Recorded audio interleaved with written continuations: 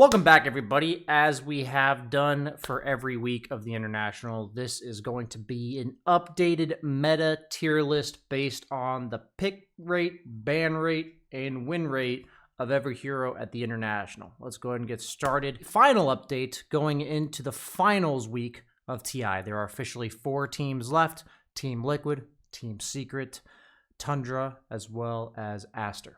Just to keep you guys up to date, informed, that's what this channel is all about. Let's go ahead and get started. Banana slam jam.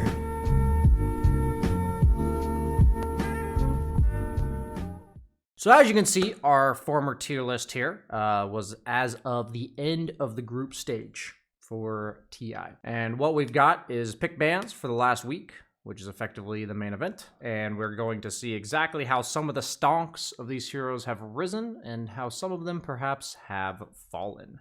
So let's first check out the picks and bans so far this week. So Marcy, still the #1 contested hero with about a 50% win rate. We're going to leave her right where she is. However, right now we have Enigma, who is the second most contested hero with a 55% win rate as opposed to the 48% of Marcy. So I'm officially going to do this and have Enigma be the most powerful hero of this tournament, even if he's only the second most contested. Primal Beast, pretty much a similar spot to Marcy, contested almost every single game, but still only rocking a slightly below 50% win rate.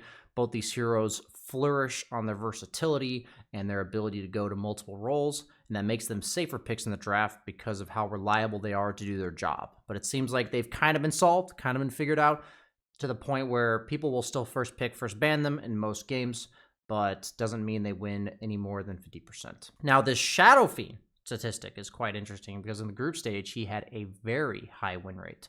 But now, after people have seemingly figured out this high damage output mid/carry squishy guy, he's sitting at high contest rate, but a 40% win rate.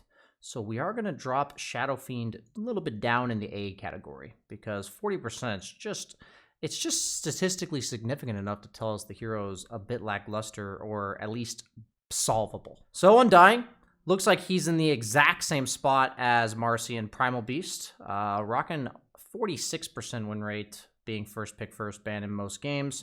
So we're going to leave him here, a little bit under Primal Beast. Then we've got Pangolier. I was actually going into this video thinking I was going to raise Pangolier's stock because I have been seeing him so much, but it actually turns out his win rate's only 41%. So we're just going to leave him probably a bit down on the A category. I think Pangolier is largely picked because of the fact that he's good against Enigma. And he's also good against the likes of Marcy and Primal Beast because of the innate BKB, making him hard to lock on for damage, and his Swashbuckle plus Basher against the Enigma, and his ability to clear the Eidolons in the mid game.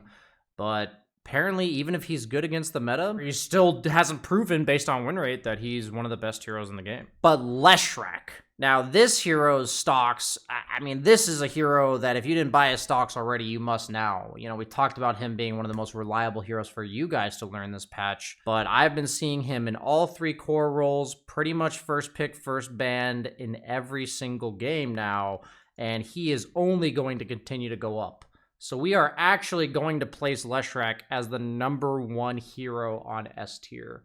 This, if you haven't seen the games yet, the games he wins, the hero seems unstoppable, and the games he loses, like, the team that beat him had to pull out some crazy stops in order to make it happen. So definitely the Bloodstone build is just too powerful. Broodmother, seeing more and more play and an insanely high win rate. She's definitely not as good as Lesh, but she's debatably, like, right here. But I'm going to leave her at the bottom of S tier simply because she's contested less, but a lot of these Broodmothers have actually been first rounded. They're just going pipe Wraith Pact. The pipe keeps your spiders alive to pretty much every hero in the game, so you can run around pretty much with impunity, running at people with your spiders. She takes over an entire half of the map single-handedly, and then the pipe Wraith Pact in teamfights makes her a hero that actually contributes to teamfights.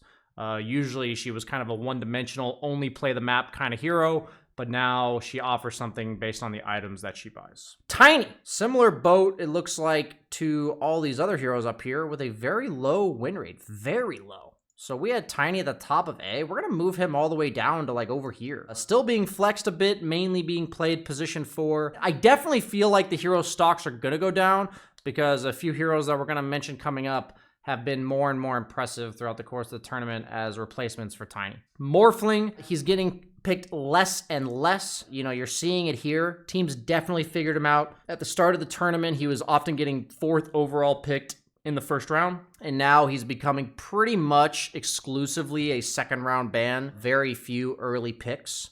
So we're going to drop Morphling down to like mid A. Not an amazing win rate. He's getting prioritized less and less, but he's still up there, obviously. But as you can see, it's mainly bans. Beastmaster, pretty much the reject offlaner is what we're seeing. He's banned more than he's picked, and when he's picked, it seems like he's relatively lackluster.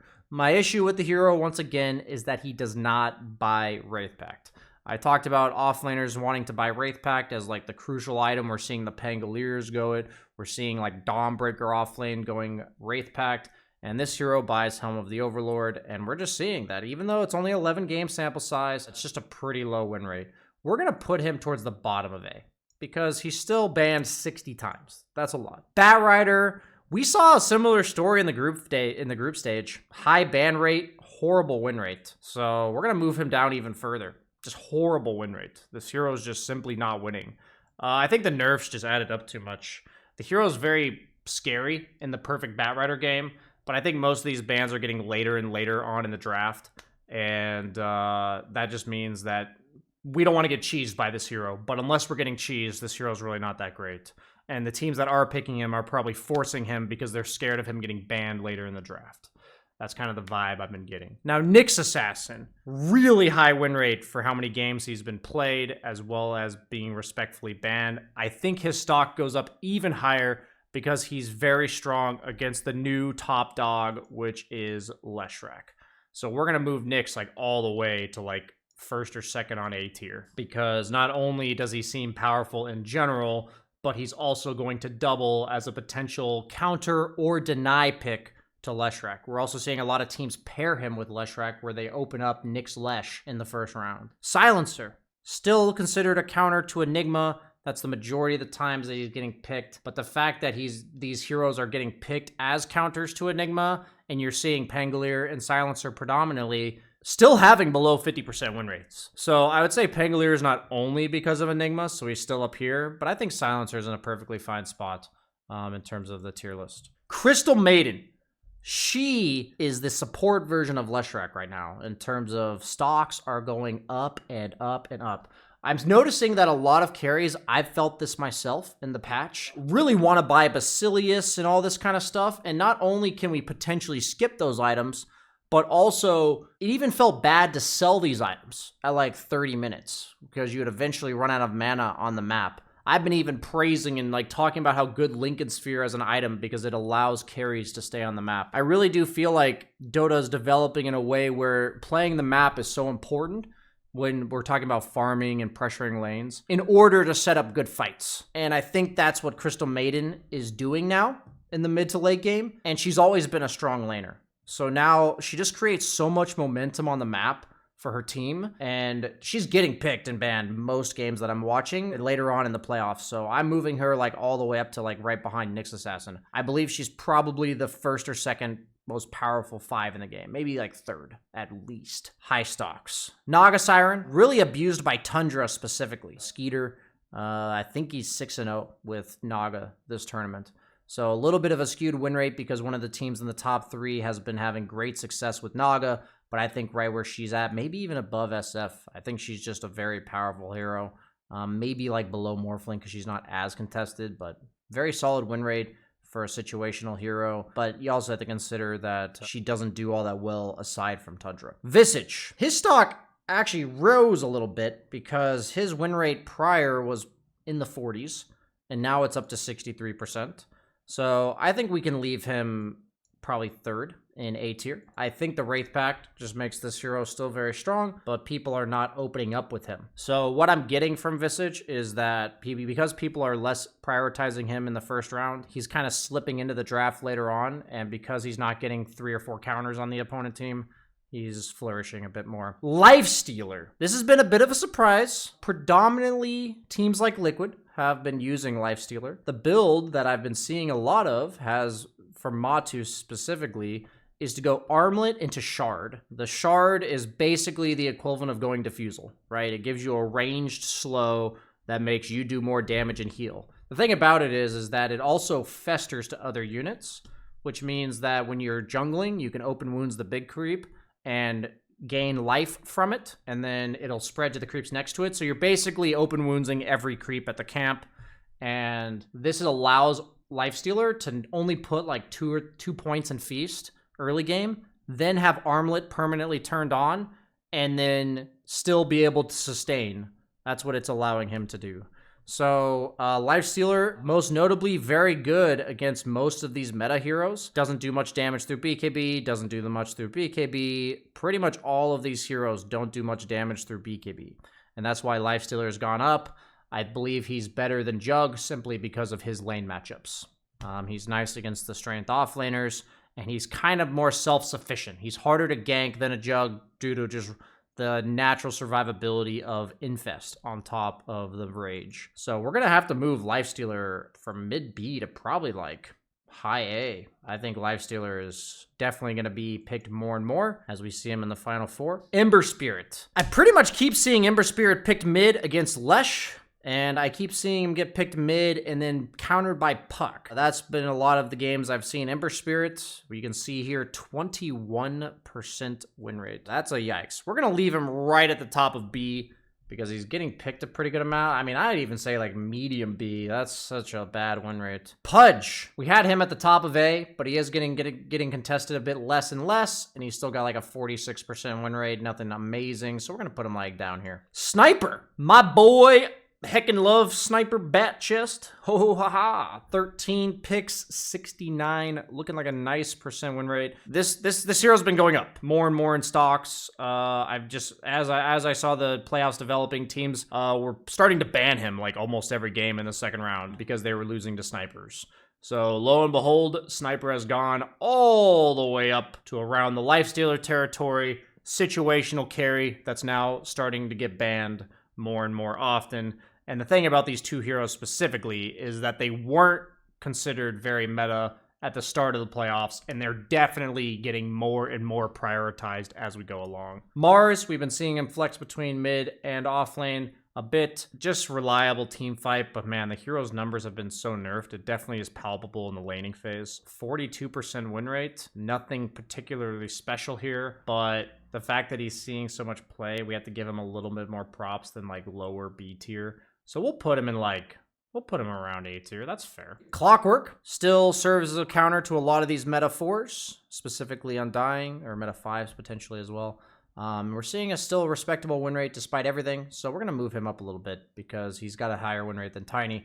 And I think him, Nyx, and one more that I don't want to spoil are better than Tiny in the 4 position right now. Snapfire. I really do think Snapfire is getting prioritized because of the fact that she kills Wraith Pact. I know that sounds like such a meme, but I think teams are realizing that pretty much every game you're buying a Wraith Pact, and just like Snapfire kills Phoenix Egg and Tombstone, she's a hero that can instantly kill the Wraith Pact without really inconveniencing herself. Still not that high of a win rate, however, and pretty much never banned. So we'll leave her there. That's fine. Drow Ranger. All I'll really say about this hero is that she seemed really good at the start of the patch, and I feel like a lot of heroes that are good against her have kind of risen in popularity. And I'd most notably even say heroes like Lifestealer and Naga are hard for her to deal with because Lifestealer gets up in her face with like Infest Bombs and has magic immunity to ignore her Frost Arrows.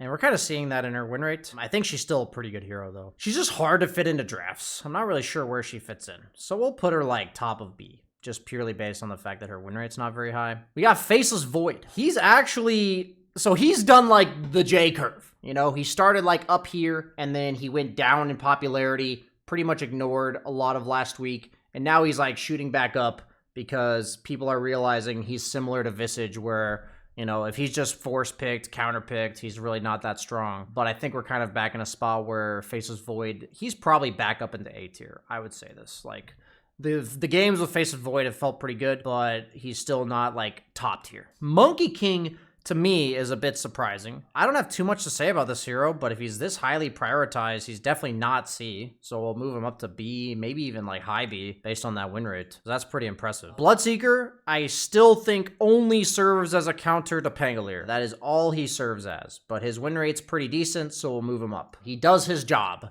in the meta, and that's good enough for him to be upper B tier, I would say. Lina, still a very strong laner. Had a horrible win rate in the group stage. Interesting to see that it's much higher in the playoffs. So we had dropped her stock a bit because her win rate in the group stage was so bad, but we'll raise her back up a bit. Specifically, a counter to Lesh. I'd like to note that. I really do think stuff like this can turn the tides of a meta. Like, Lina's really bad against Batrider, for instance, but she's really good against Lesh. So if Batrider has been going down in stocks and Lesh has been going up, heroes like Lina will flourish from changes like that in the meta. So definitely think that has a lot to do with what's happening there. So Brewmaster, we have been seeing him more and more. He's much more of a situational pick at best, but he's really good against summons and illusion heroes. And the team fight that this hero offers, as well as the Ags, allowing him to be a consistent Dispel or a base siege with the magic immune Spirit Panda, has just made it so he's finding a lot more times to be fit into a draft. So we're going to move him up. We're going to move him up to like top of B here. Tusk. I was waiting. I'm like, where is this hero? This is the other 4 position I was waiting for. Team Liquid has been absolutely owning Boxy's 6-1 with this hero. And we're seeing here 68, almost 69 if we really want to force the rounding up here, win rate on Tusk. So I was waiting for him. I didn't know when he was going to show up, but we're moving this hero up because he is an aggressive 4 that offers a save. And you know what hero wants to get saved or have a backup plan? That's my boy Leshrac, baby. So Tusk not only is good at what he does, but he also synergizes incredibly well with the best hero in this tournament. We'll move on to a bit more in terms of, you know, we're not going to go all the way down the list, but there are definitely a few more heroes that we need to touch on. Puck. We talked about mainly being used as a counter to Ember. I would even lower her stock a little bit based on her win rate being mediocre and being a later on in the draft pick. But she's definitely serving as more of a carry. People are playing her like number 1, like she becomes like number 1, number 2 net worth in the game. So Doom, 66% win rate in 9 games, predominantly Tundra, using this hero, and I've seen them first pick it, first round it. I'm going to move him up because of the fact that I've seen him first rounded and get out of the laning phase. It just seems like there's certain creeps that let you get away with an early pick in Doom, and the Ags makes it so that you can't just counter him with Ligand Spheres. That's pretty much it. The Ags allows him to scale in a different way. What happens is he's being played offlane, but because he doesn't build Wraith Pact, teams like Tundra are picking Mirana support, these like utility supports that can tech in a Wraith Pact.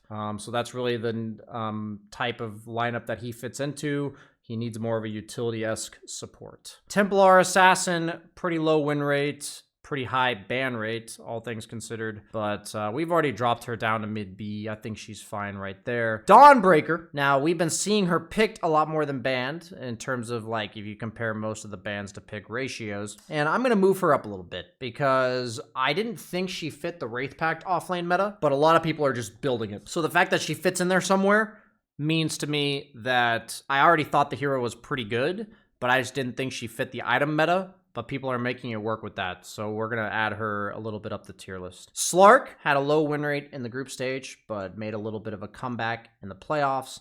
The thing that I like that I think people are figuring out about Slark is you need to pick a scaling mid. You need a Lesh, you need a Lina, you need a Puck. You need something that makes it so Slark is not the primary carry of the team. Because Slark being used for his vision and his initiation and the chaos that he creates, like Tundra paired him with Zeus, for instance. Even though Zeus isn't like a carry, as long as Slark doesn't feel like he needs to deal the damage, then the hero feels a lot more well-rounded in a draft. It feels like if he's the sole source of damage, if you lose like 1 or 2 fights or like die once or twice, it just takes the hero still a bit too long to build up. But I do think people have kind of realized that he's more of the secondary enabling carry, and he's pairing well with these other mids, and I think that has to do with his increased success. Disruptor, hardly banned, 61% win rate. Honestly, I'm a bit shocked that his win rate is that high. No pun intended, because he's an electrical-based hero. But we're going to put him up in the top of B. The glimpse giving him damage has definitely been a big part of his success in terms of increasing his viability in the early game, because he's kind of had limited damage in the early to mid game. But heroes like Primal, Marcy, Brood, these are just very elusive heroes. They're hard to gank, and Disruptor pretty much makes any lineup able to gank you in the mid game. So I think that's a big part of why Disruptor's win rate's high, but he doesn't feel powerful enough to ban. Tidehunter. I would say this hero serves as a combo breaker. I don't think he's that great. I've not been too impressed watching Tidehunter in the games. He's clearly above D tier. We'll move him up to like the top of C, but I've been unimpressed. Death Prophet 1 and 8. Liquid's been running him as a carry, which I wasn't a huge fan of. We're gonna leave her down there. I don't think she deserves anything else. So we need a few heroes that I want to point out whose stocks have risen dramatically. First off, Lich being paired with Leshrac. Lich has been seeing a ton of play, even first round. So he definitely needs to be moved all the way up to like here. Because I think not only his stats necessarily right now don't represent how highly teams are valuing him. He's going up and up. I saw him more and more. So what he's picked for his Frost Shield, guys.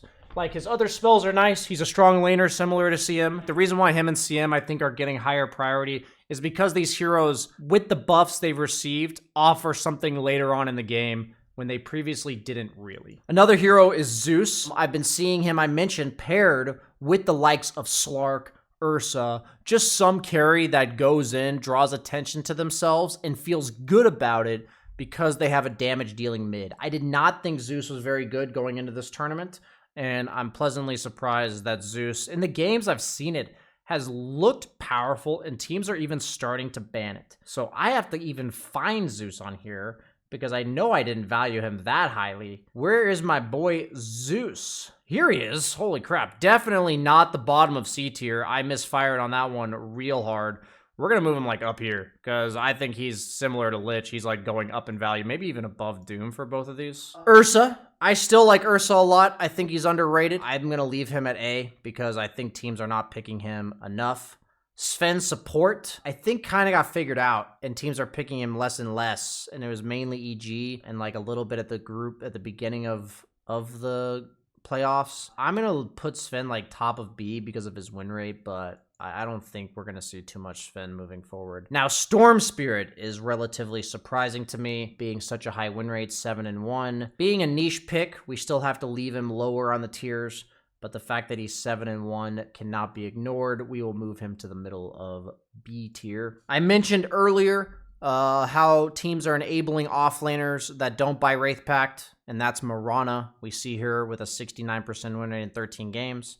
A lot of Tundra picking Mirana, even playing her in the 5 position. Basically, because the hero has a lot of utility with the arrow follow-up, the elusiveness of a leap plus Starstorm split pushing, and obviously the ultimate offers a lot of utility. I'm going to put her up here. Like, I think Mirana's stock will go up, and I think she's underrated right now, and you're going to see Tundra make insane use of Mirana. She might even be more highly valued than I'm giving her right now. Gyrocopter, I had him all the way in the Eat My Shoe tier. He's being picked solely as a counter to Enigma, and he's 4 and 1. I would say he's still bottom of B at best because he's got one purpose and he's still not picked all the time for it. But the fact that he's 4 and 1 doing that definitely is not an F tier hero. We're going to have to move Witch Doctor down. He's been picked 4 times and banned 0. Even though he's got a decent win rate, he's been replaced by the likes of Lich and Crystal Maiden. I'm also going to be moving OD out of F tier. 9 specifically for Tundra has won 3 games, including group stage.